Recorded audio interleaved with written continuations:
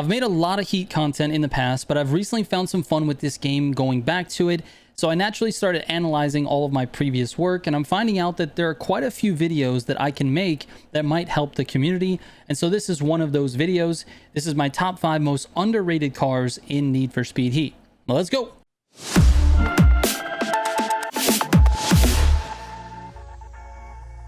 All right, real quick before we get into it, if you're looking for any of my builds, you can go to militiagamingco.com, click on Need for Speed builds from the menu, and there you'll find all of my builds for both Need for Speed Heat and Need for Speed Unbound.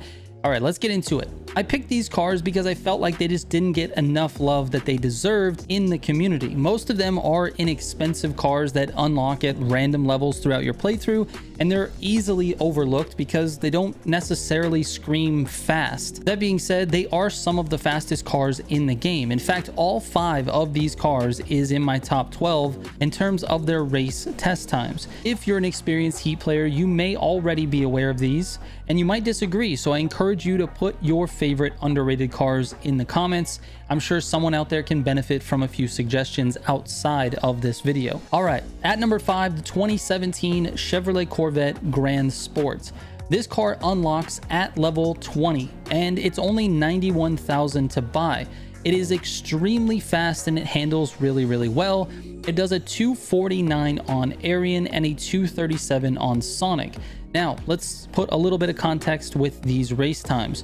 249 on Arian is quite good. It means the car has very good acceleration, not terrible top speed, and responds to NOS really well in the middle of the transmission.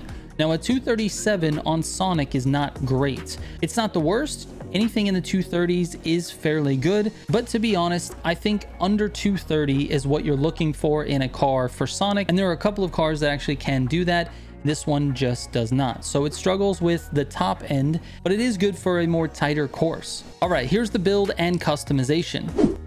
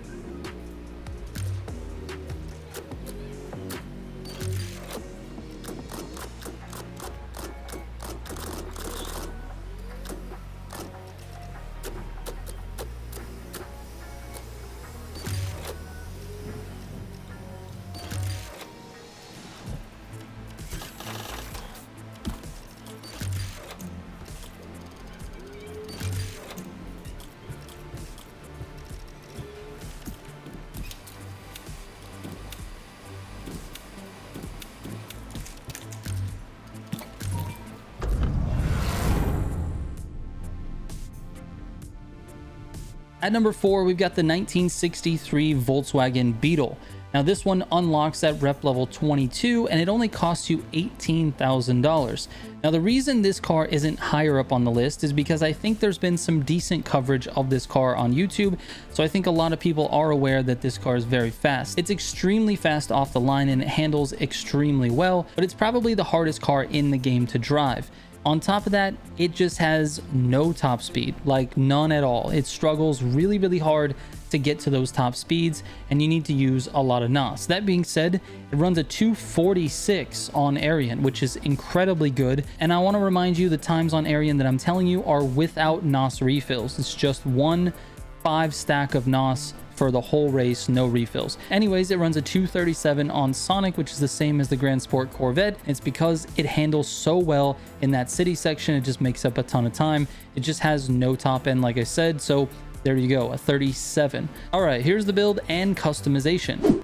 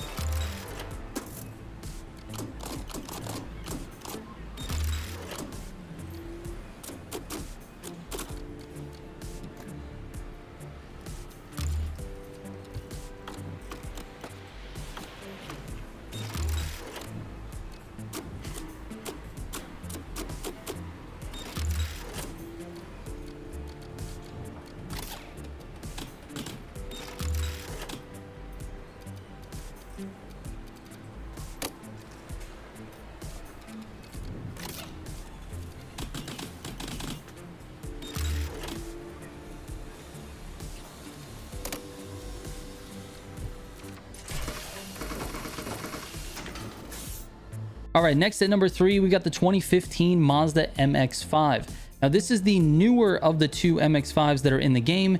This one is quite a bit faster. Well, I can't say quite a bit faster, but definitely faster than the older 96. Both cars do very well. This one just handles and accelerates a little bit better. This one unlocks at rep level 20 and it's $31,500. As far as its test times go, on Arian, again, no refills, it runs a 251. On Sonic, it's a 239. So again, not a super good top speed car, but it handles really, really well, and it's a car that you can use on almost any course in the game. I will say this about the steering though, among these 5 cars that I'm talking about today, this one handles the least good, meaning it is a little bit sluggish when it turns into the corners, and it doesn't drift quite as well as the others. Anyways, here is the build and customization.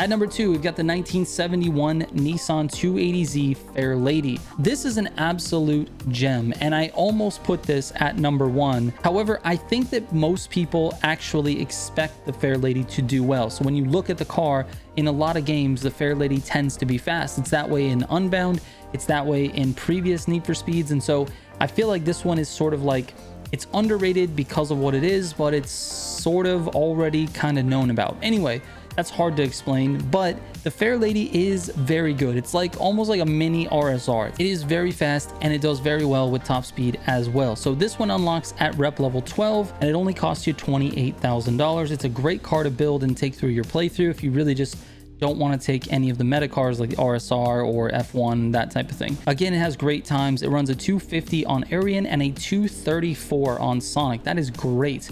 To get it close to 230 is really, really good. All right, here's the build and the customization.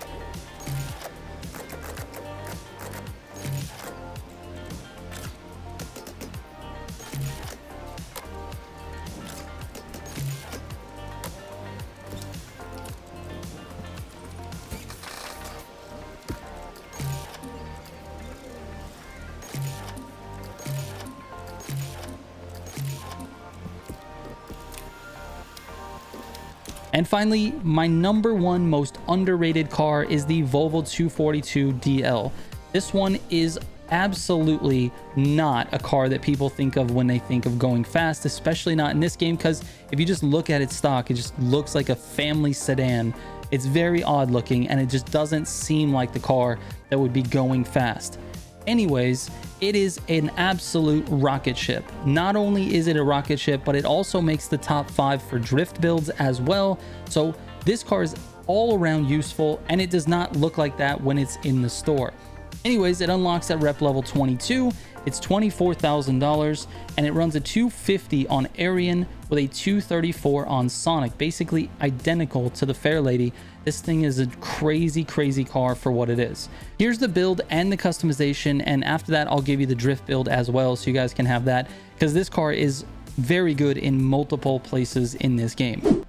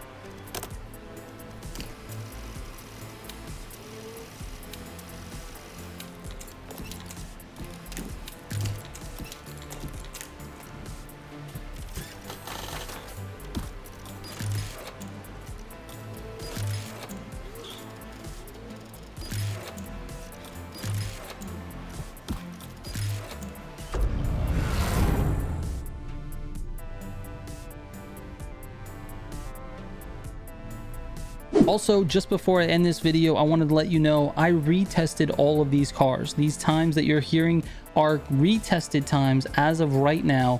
They are better than my times before, and so these cars have new rankings.